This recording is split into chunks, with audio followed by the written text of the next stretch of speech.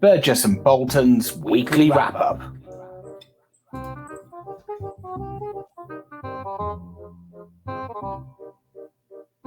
Hello, Ben. Hello, Jeremy. Happy Friday. Yes, happy Friday to you. Forgot to put my fader up. Oh. So just the normal technical issues at the start of every show. It's always so smooth, isn't it? I know, there we are. Afternoon, everybody, and welcome to this week's edition of Burgess and Bolton's weekly wrap-up, where we look at everything to do with the London market, technology, change, innovation, and this week we're going to major on data. We've got a few clips from an interesting panel discussion that I ran a couple of weeks ago that we're going to play out and just reflect on. But to kick things off, let's start with a bit of news. So I'll kick off, Ben, if I find the right slide. So yeah, COP26 this week and next week into the 12th. Now I think I know why it's called COP26. I was driving back from holiday last week, and I was driving down the M6, and in the other direction, I was coming south, and going northbound were hundreds of police vans. Oh, right. And I said to my wife, who is a police officer, is that why they call it COP26? Oh. Because there's probably 26,000 officers up there. Yeah. Yeah, it was quite incredible. But yeah, it's a really interesting conference. I think there's been some quite good stuff come out of it. Obviously, the jury's out about whether it's been a success in inverted commas. But yesterday was interesting because it was the announcement of what the finance industry has got to do in order to hit some of these targets. And we have talked about this in the past, especially with the Net Zero Alliance. But I saw some of the events as part of COP26.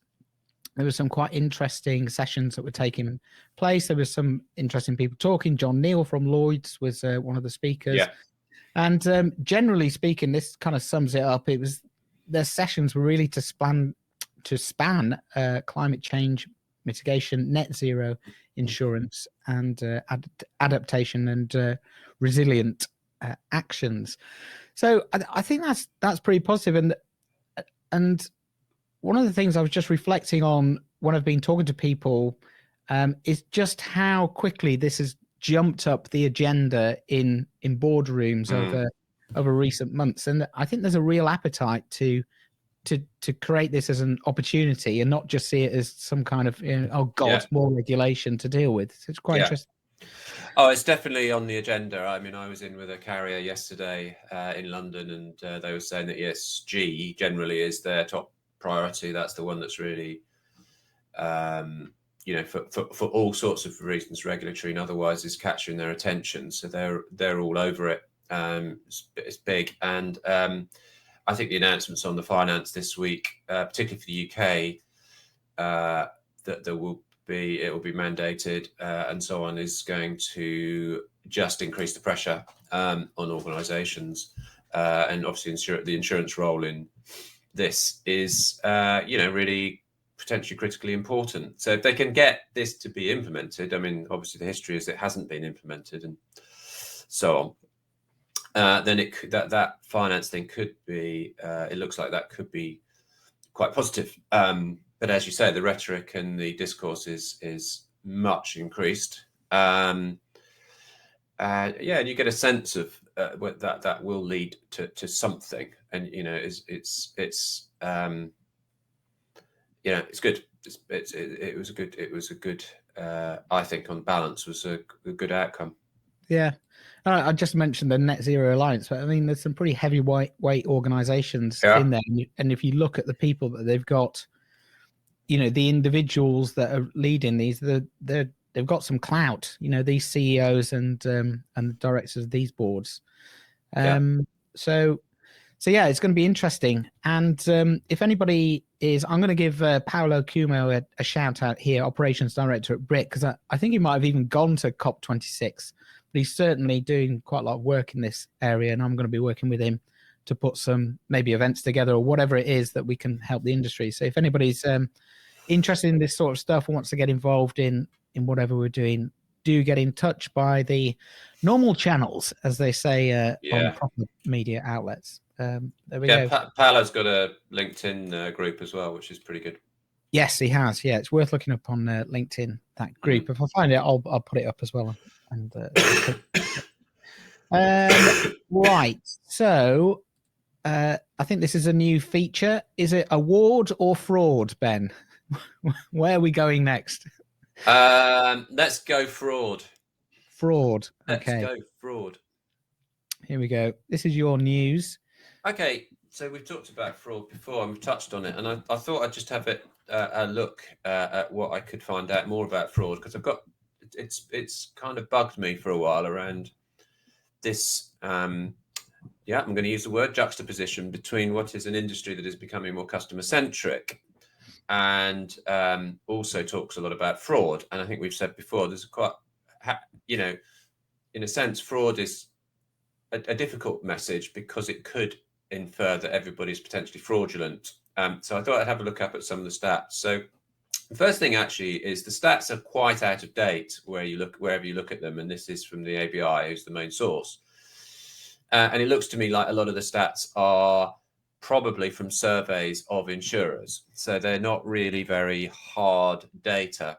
And the two ways that fraud is looked at is dishonest applications, which is probably, again, quite subjective, i.e. someone's put in something that an insurer rejects on the basis of it being dishonest, but perhaps doesn't take those people to court, or there's no outcome. It's just it's a decline, but on the basis of dishonesty of some shape or form, or suspected even. I don't know what the bar is on proof for that. And then the other is actually fraudulent claims. And so the number for, in fact, what triggered me a bit about this was the number of fraudulent claims has fallen through the pandemic.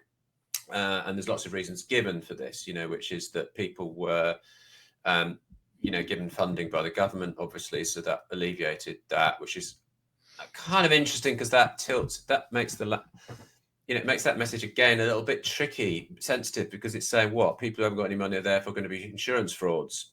So you start to get, hang on, that can't be true. And then the next thing is that there weren't as many at the other end of the scale. There wasn't as much organised crime around, cash for crash type events or things, where those are also in this fraudulent claim area, but they weren't happening because there wasn't many cars on the road, right? So generally speaking, they don't actually know the reason. They just know they just hypothesize about the reasons. And it's a funny old space. And then I look back at a report that was done a few years ago, 2016, the last report actually on fraud by what was called the Insurance Task Force, a government set up body to look at this. And it's quite an interesting report, although I still, again, think it's quite vague. And it does say that, fraud is about 1.32 billion. That's kind of recorded. They're recorded estimates. So this figure here, you can see in this stat here, is about saying 1.2 billion. That doesn't seem to move that much, right, each year. So, suggests that that's it. Now, the total size of the market in terms of premium income is about 220 billion. So when you take that, it's less than, it's 0.6% of that. So you could say, it's still 1.2 billion though, quite rightly. That's quite a lot of money. But against the whole industry, it's not very much at all, really. And also you've got this kind of subjectivity. Then the other thing, just to sort of finish off this, and we might talk about it a bit more, is that the other thing is then a lot of the report was saying is that, people see it's a lot about attitude. People see insurance fraud as a victimless crime, or that insurers are fair game. So these sort of things come out quite a lot, and obviously we've all heard this, and nobody, particularly I imagine, thinks, wow, people should be locked away forever if they've done an insurance fraud. But if they stole maybe from a shop or something, you might have a different view. And I can sort of see that. And so, but a lot of that apparently, and what the report said, does come down to how well the insurance industry communicates its services and its products. And then they talk a bit about the behavioral science side of things, and said and the basic conclusion is that if the products that the insurance industry sells are better described, more clearly described, better communicated, and within those communications you talk about honesty, and you don't want to defraud people, then you reduce fraud reduces. So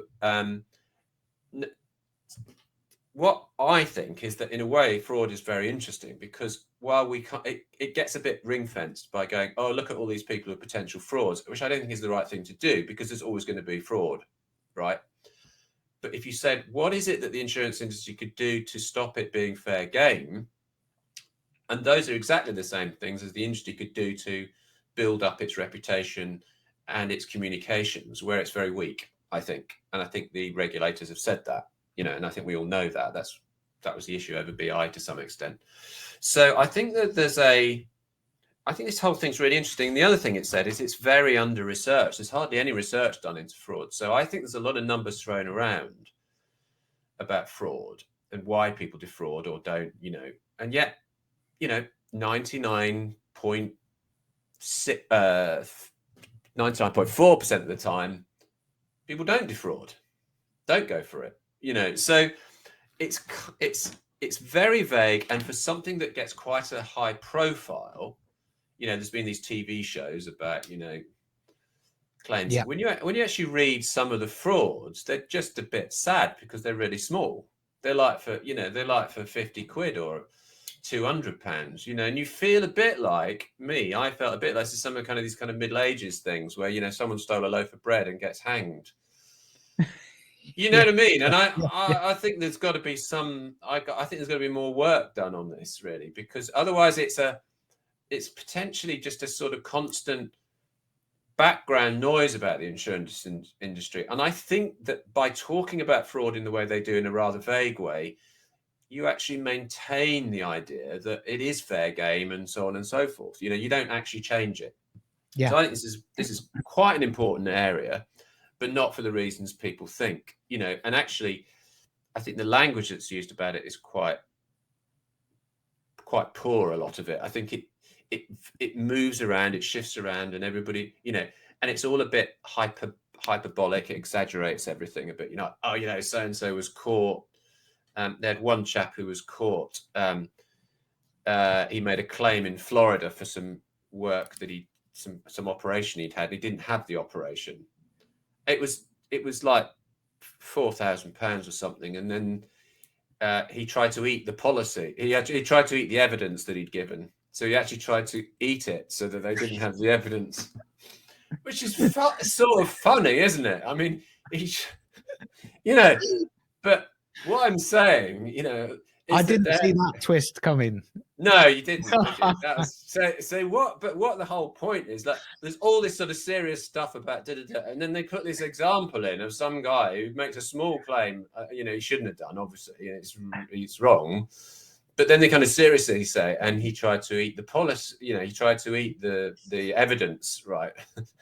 Which to me just said, oh, poor bloke. He's just, he's obviously in a spot, and it's not, So is that about insurance, or is it just that you're always going to have some people who are, who break the law, and therefore shouldn't, it's the way it's treated, and I think it's, I think there's points on both sides, which is, insurers need to explain their policies much better than they do.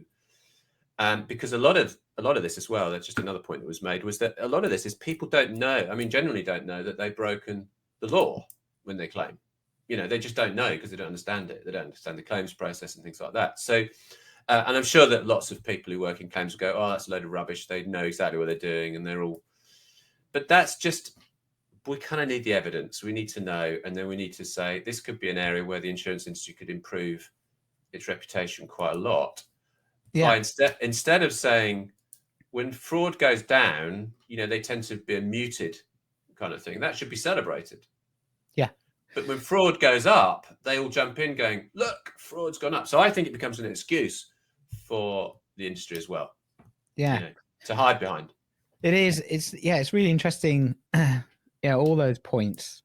And we've spoken about this on before on the show, where quite often you'll see a press release and actually it's all about a new piece of technology to cut out fraud and giving examples about how much it's saved and all that kind of thing, whereas actually if you flipped it around and invested in the other side, the 96% of your customer base, then actually you might even reduce that 0.6% or whatever it was further. It's interesting. It was a great, just made me think, there's a great Hiscox ad a few years ago, which was, funnily enough, we do presume that you're not going to defraud us or something along those lines. We do presume you're honest.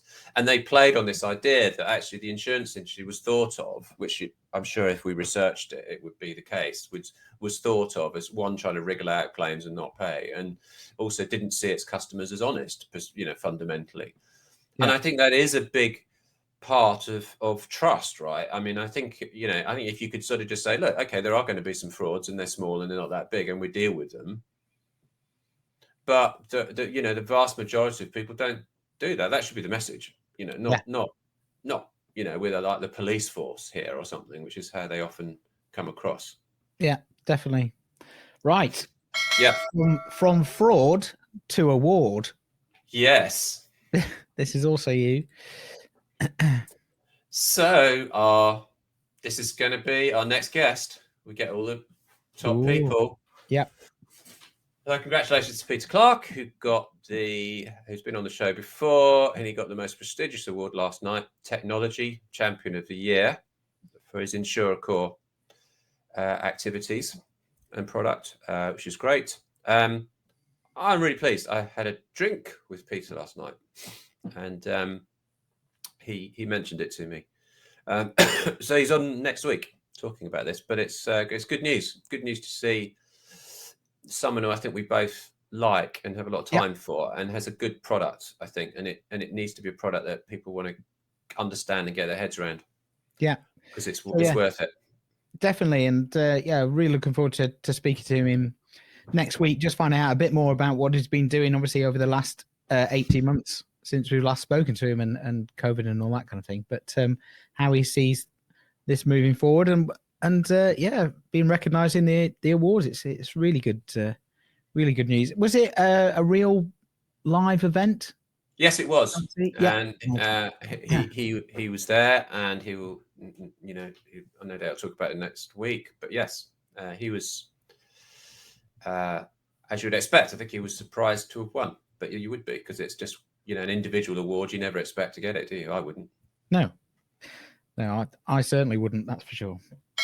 Right, let's move things on to data. So, as I said at the top of the show, I ran a panel discussion a couple of weeks ago where we had a focus around data, and there was some quite interesting clips that came out of it around how people are thinking about data now, and it was quite a technical conversation. But actually, and you hear this in the clips, when these guys are talking, they very quickly come round to the business side and the people side and the culture side of data and the way that it can play out. So let me play the first clip, and then we'll come back and have a chat about the themes covered. Here we go. The specific information or the specific information. So there's a whole host of things in there you need to go through as well. But I personally don't worry about having 100% accuracy in the data that I'm looking at. Yeah. You don't need to worry about it. If you take a good rule of the old 80-20, But what you can do then, if you look at the information, you can provide feedback to hopefully show where there's common problems in the data that can be then cleaned up in various ways. Jason, guys, spot on, mate. So apology if there's any finance people on the call, because I'm about to diss finance. But if you get sucked into, and we have, and it's been a challenge for us around that being 100% accurate before you release it. You know, and the amount of conversations I've been involved in at senior level whereby, do you know what? It's good enough. It's within a range that gives the business the ability to actually make some good decisions. And then we can work on the refinement to make it 85, 90, 95, 100. We won't lose face on the basis of being just a bit out. We lose face on going, and I heard this so many times. We had some of our senior leaders going into meetings with some of you guys at carrier level, Beasley's, others, with no MI, because they were embarrassed that actually, rather than actually have something they thought was 10% correct, they went in with nothing. How could you do that? Yeah, and it's an iterative approach, isn't it?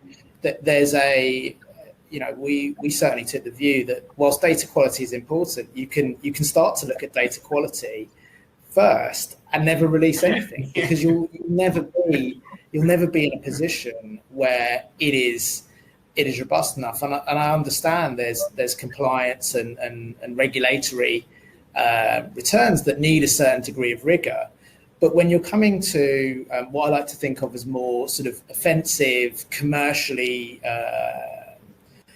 utilizable data, where you're kind of looking directionally, looking at trends, sort of predicting into the future, the most important thing is you kind of have a degree of trust, but you also have a tolerance.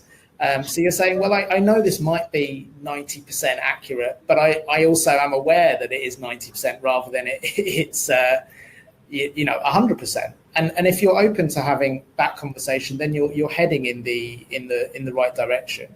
I think you can't, to go back to that first point, you can't be a data-driven organization if all data has to be, you know, pixel perfect at all times in all contexts, because then you'll never deliver. I think there's a maxim, you know, the perfect is the enemy of the good, right? You need to accept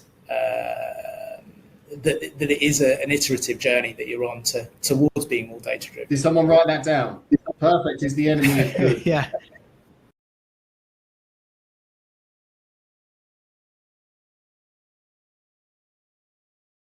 It's a good clip. That it's like, it was a lively panel, as you can tell. It was Steve Jolly from Tizers and Saki, Thaki's chief data officer, and the company just escapes me. He was talking at the end there that was talking about the data quality piece. I think there were two interesting elements in that snippet of conversation. Firstly, it reminded me of when we spoke to Lee Elliston, and he was talking about the central market initiatives and this kind of desire for them to be 100% accurate or have all the I's dotted and T's crossed before they would implement it. And those people on that panel discussion were saying kind of the opposite, just going, we accept that this is not 100% perfect in terms of the data in this case, but we'll go for it anyway, and we'll put tolerances in place, and we'll put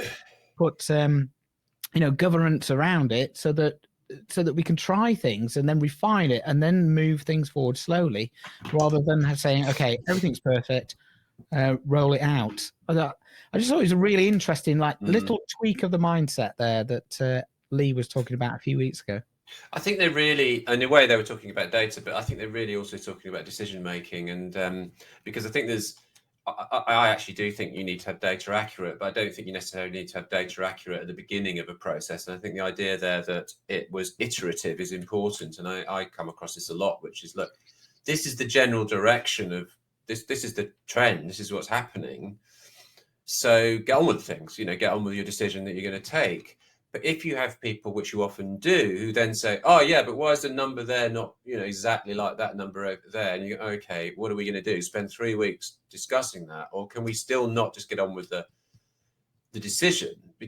And I think that needs to be, there needs to be a level of trust, I think, in the people who do the data to say, look, if they feel this is the direction of travel, and that the data is 80% there, or there's a few tweaks, you know, the benefit of going faster and quicker and more decisively is greater, outweighs the accuracy. And I agree with that, but I think you have to be a little bit careful that you don't just kind of go, oh, data doesn't have to be, you know, kind of thin end of the wedge. I think you have to have some controls on that. But I think it's more about the decisions and trusting in your data expertise, that, and perhaps just generally more education about data, is that, you know, it's not all about everything has to add up perfectly.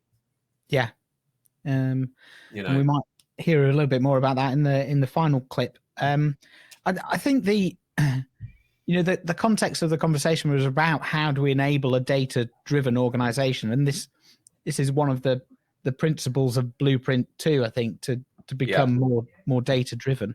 And I think it does. I agree with you, Ben. You know, there is a big educational piece to kind of push forward on this. It's not just about, you know, okay, data guys, you know, sort it out. I think it needs to go across organizations and across functions, and people need to and I think there's a tendency to sort of say, oh no, here's some data, and as you say, that's kind of, let's just chuck that over the wall to these people, and instead of saying let's just roll our sleeves up and get involved with it. And that's a bit that I've had a conversation about this a few weeks ago at an IT conference I did, where we were talking about the manual use of data, where actually that does get everybody kind of chatting about what it really is, as opposed to what it looks like in the fancy PowerPoint presentation or the spreadsheet. You know, I think that's, you know, I think there are levels of tolerance, as was said, that you need to have, and I think you need to decide your decision-making process quite clearly around it. And sometimes, you know, and I have to do this all the time, is to say, right, okay, not with necessarily final data or anything, but sometimes you have to say, look, we have to go for that, because that's basically saying A rather than B. Yeah. So I do agree, you know, I do agree with that. You know, perfect can be the enemy of good as well. Often. Yeah. Let's move on to the next clip. This is talking about using data in innovative ways. So let's have a look at this one, and then we'll come back.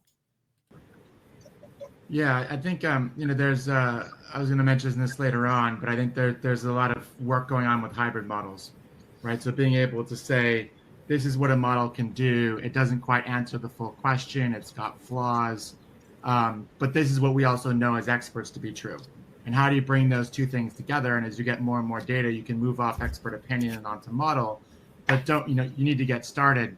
But I think one thing that came to mind when we're talking about this is sort of the difference between data and analytics to drive process efficiency versus to drive value for your own organization, and then versus your customer. And it made me think about, in the US, there's a company called SoFi, which stands for social finance. I've done 2 mortgages through them, have bank accounts with them. I'm sort of in love with them. And one of the things that made me in love with them is they do huge numbers of analytics, and they segment their customers, and they figure out what every customer group they think wants to do. And they offered a course that was called Negotiating Your Salary, right? Just sort of as an education. And you look at it and you're like, huh, interesting. This makes perfect sense. You're a lender, right? And you want to make sure people don't default on loans. If you can help a percentage of your population get a 5% higher salary, that affects loan default. And so you look at it and say, well, who's not going to take that class, right? That's like 30 minutes of your time. And if you can get 3% more in your salary, that's pretty good math. And it's valuable to the community, but it's also completely self-serving for them. So it's one of these perfect win-wins. And they don't just sort of make a course and throw it out there. They actually segment their customers in a very deep and sophisticated way to understand who's open to sort of an intermediation like that, who likes education, who might respond to this offer. And they put those offers in front of the people they think will respond. And it generates a huge amount of value for a customer in a way that you wouldn't expect from a mortgage company. So I think data and analytics don't just drive process efficiency and advantage for us as the companies, but they're incredibly powerful tools to create advantage for customers, which in turn creates loyalty. Right.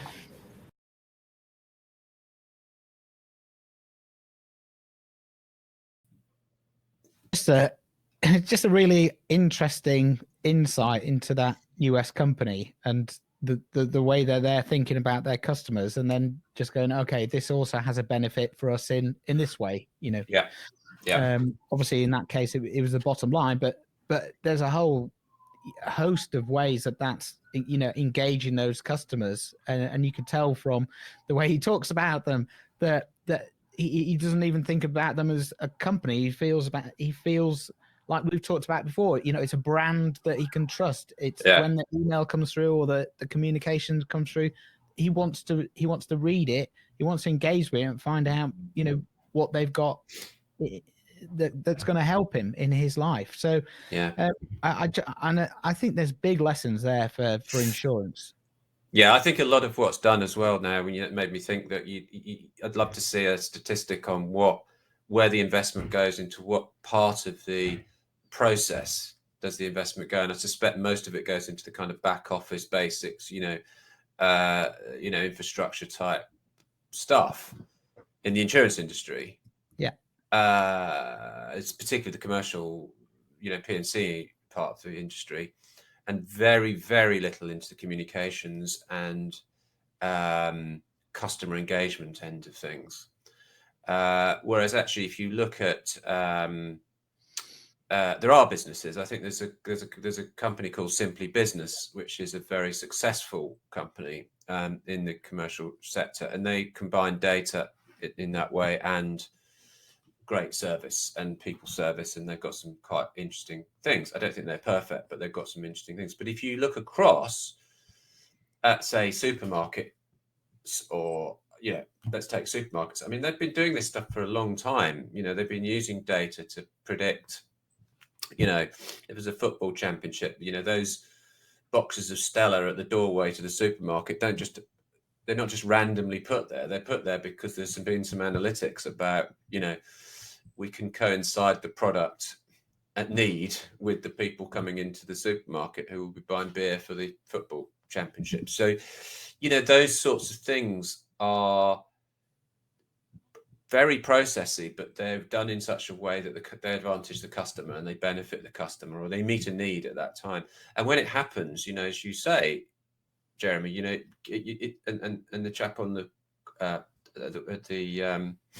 webinar session said, it feels good because they've understood me, they got what I want, and they've done something that I think is quite cool.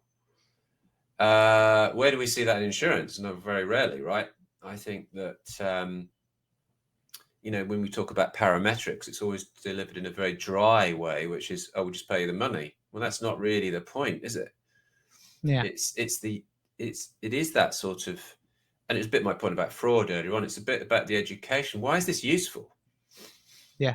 In people's lives, why does it make your day better? Why does it help you? And I think the insurance industry does talk about that sort of thing, but in a very helicopter fashion, which is like, we are here to, help business, prosper and thrive around the world. How many times have you seen that, right? I mean, okay, we get that, but what does it do for me? What's your clever little thing that I can use? Yeah, indeed. No, it's good. It's a good clip, that. I love it when they come with examples you haven't heard before. It's excellent. Right, let's take the last clip, and this is about working together and data, and again, it's quite a funny insight. So let's have a look at this one. That's a good example about the OCR that has been in the market mature enough in past decades. Yeah, so it's improving even up until today. It's still improving. So that's something that you don't want to build. But there are something, for example, your premium, your loss, your customer data. So do you want to share those kind of things externally? Because end of the day, those become your own IPs and your assets. Yeah. So there's something you want to share. There's something you don't want to share. Yeah, and that's the. So I think that's an interesting question too, though, because I think when I was in London, I also kind of went to Delhi and started up a big outsourcing team when I used to work at RMS to help customers run cat models. And so one of the big questions was cleaning these large, commercial schedules, right? And so we started this thing, this service, right, where we would clean BMW and all Marriott and Hyatt and all these huge accounts, and we're doing it for a lot of the London market community. And they would come back to us and say, well, why are we all paying you to scrub the same account with like roughly the same data dictionary? And I was like, that's an excellent question. The answer is because you all think that you're special and you want us to treat each one differently. And so I'm going to charge you for each one. And they're like, well, but most of it's the same. And I'm like, correct. So it's like, if you guys agree to the same data dictionary, we'll drop all your prices by like 50%. I'm like, but the trick is, this is not my problem. So you guys go self-organize. And if you want to do that and you can all agree, I'm happy to drop everyone's prices because it's less work for us. But this is for you to decide. And so they did, right? And they came back and we ended up with, I think, 18 customers at its peak. I'm still running, right? We agreed to the same data dictionary and realized that that just wasn't a competitive advantage. And so they wanted to drive cost out. So in a sense, they're sharing, right, their methodology for processing data. And prior to that, everyone was like, oh, no, like, we clean data better than anybody else does. And you're like, okay, well, every single person told me that. So by definition, like 80% of you are wrong and won't admit it. And so I think there are opportunities to share, right? And I think it's a question of what creates competitive advantage. Sometimes your own proprietary intel creates that advantage, but other times seeing more of the market and freeing your resource to work on other things and executing your own business model better than other people can creates more execution advantage than informational advantage. And so I think it's really interesting to watch people who are very open, right? There's a lot of organizations that will be the first ones to jump into data sharing, losses, exposures, whatever it may be. Others that are like, no way. And both of them can be really successful. So I think it depends on what your strategy is. And you see both in the market. Yeah, and I think, there's a question earlier about the core data record. What is your IP? What is your USP as an organization? Is it that you are better at cleansing data, or is it that you are better at placing or underwriting risks? And that they're very different conversations. Now, I would say that your differentiator, I'd like to think as a broker, is your ability to be a broker fundamentally, and your USP as an underwriter should be in that you have a commercial or competitive relative advantage, however we want to frame it, as an underwriter.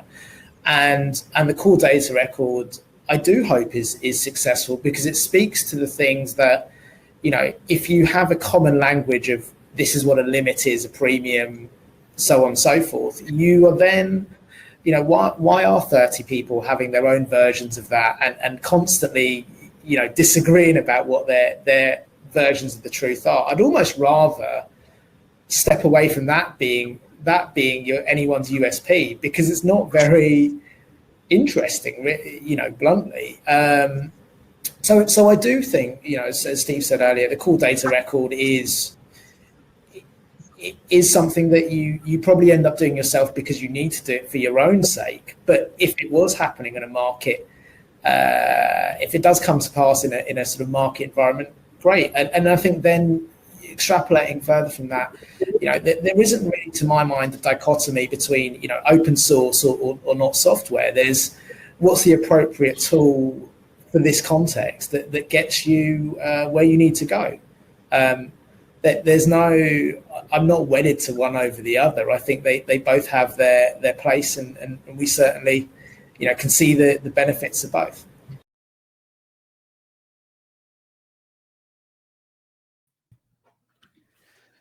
Yeah, another good clip there, especially about the sharing of data. And we came onto the core data record there at the end. So Saki's from Miller Insurance, I've just reminded myself about, and our American friend is Roger Arneman, who's from Guidewire, who've got a lot of time for as an organization. And I think it's really interesting that in the London market, that people hold on to that data, aren't willing to share it and see its competitive advantage. They do the same thing with kind of processes. If you look in the banking world, kind of the processes of enabling a transaction from me to you, Ben, I mean, who cares about whether it's Visa, whatever it is? that's not the area of competitive advantage. But for some reason, in the London market, the pipes that plug everything together are seen as somehow special. Whereas, there's a natural. Well, the first thing is that those pipes are broken, so they don't work, right? And they don't work across the value chain in the insurance market. So that's the first problem.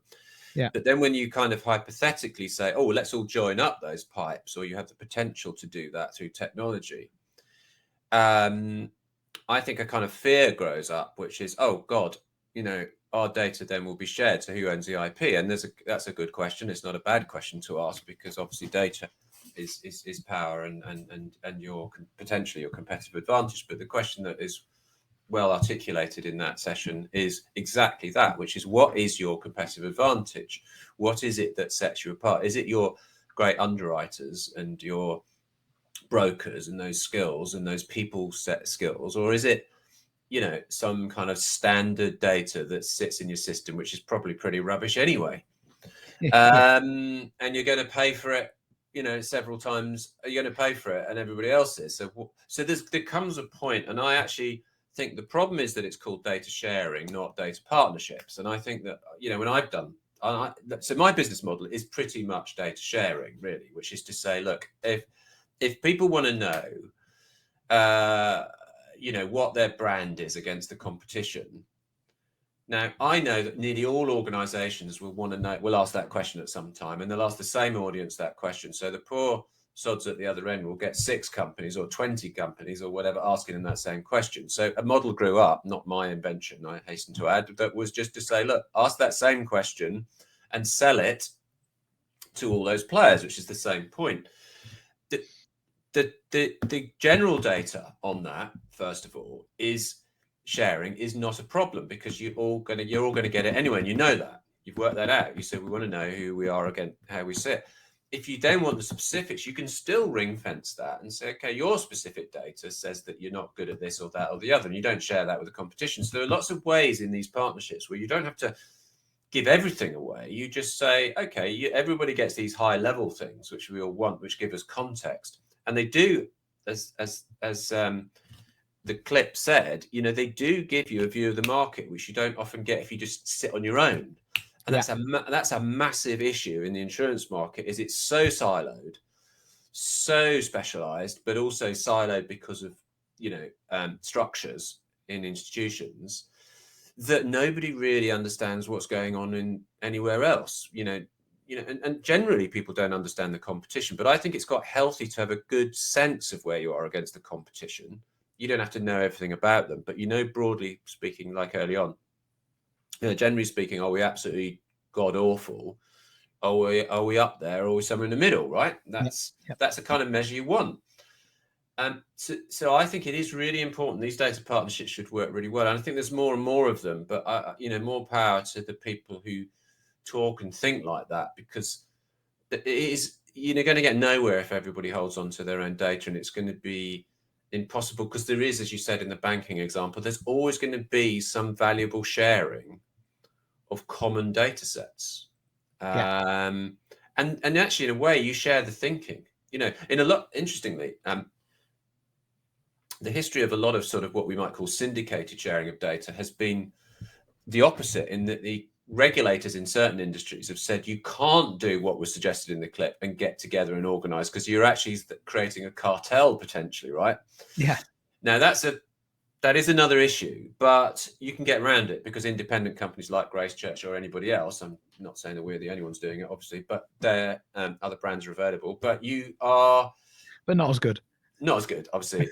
Not nearly as good, but there are ways of getting around that, and that's all been done. That's not difficult, I think. But collusion, no, but definitely sharing or partnerships, absolutely. I mean, it's fantastic for the industry to do that, and that's what we should be thinking about, really. Yeah, definitely. It's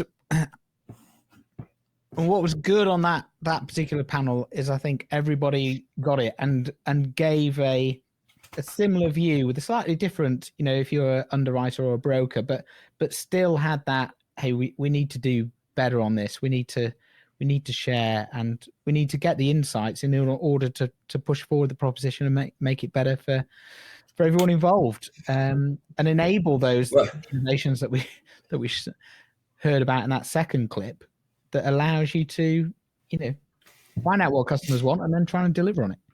Well, I mean, I've never sat down with an insurer, which I do quite often, and said, so what, what are you at your best? And they go, oh, data. It's never that. It's underwriting and everything else. I mean, the data, we're terrible at that, awful. Yeah. Good, excellent. Well, I enjoyed those 3 clips. Very good. It's very good. I'll let you cough. I'm dying. My 3rd cold of the year. Yeah, well done. Welcome to coming out of lockdown and illness. God. Yeah, awful. There we are. Well, we're going to play the whole of that session of the interviews at virtual TinTech on the 9th of December. So you get to see that there. So it's good. Excellent. So what are you doing this weekend, Ben? It's no fireworks. No, me neither. And a bit of just taking my son to play football. That's it. That's it. What about you? I've entered myself into a tennis tournament. Oh, right. Yeah. Be pretty cold, won't it? It's kind of indoor clay. Oh, okay. Yeah. Kind of cool. But I'm not very good at tennis. So, I don't think I'll be there very long. Have you not played very much then? Is that the problem? No, I only took it up a couple of years ago as something to do. So I haven't got that, that ability when you've done something when you were young and then you pick it up again. It's kind of a lot easier, isn't it? Whereas I'm trying to learn something completely new, which is challenging, but it's good. It's good. There's a lot of those. If you've ever done, I don't know if you've ever done sledging or tobogganing, as they might call it in the US, which I would never do now, but I did it a couple of years ago where I thought, this would be great. I remember doing this when I was a kid, and it was literally the most painful thing I've ever done, and I fell off a couple of times. Yeah. And you just get these great, big, livid bruises, and you think, well, why did I not get those when I was like 7? Yeah. And also that feeling of you hit a point of on the slope where you hit a speed that you're not comfortable with, and you're still speeding up, and you're going, actually, where's the steering wheel and the brake? Yeah, and that's the moment I bailed and fell out, and then and that's the worst thing to do. Whereas your kind of fear grows as you get older, doesn't it? Really? Yeah, it does. It does. Quite good. Rightly. I'll let you know how I get on next week. But it'd be good. And look forward to speaking with Peter as well next week. Yeah, that'd be great. That'd be good. Great. Good to see you all. Thanks for tuning in, everybody. See you next week. Bye. Happy weekend. Bye.